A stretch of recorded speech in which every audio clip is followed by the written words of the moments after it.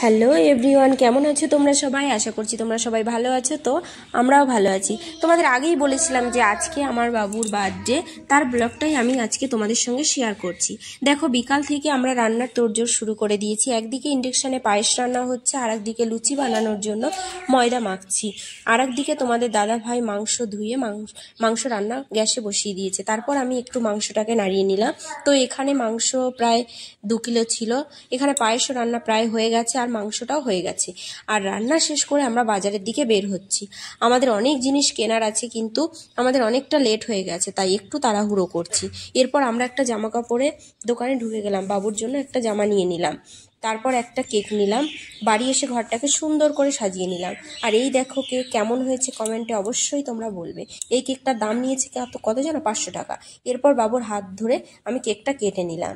আর 3জন guest এসছে। তো by.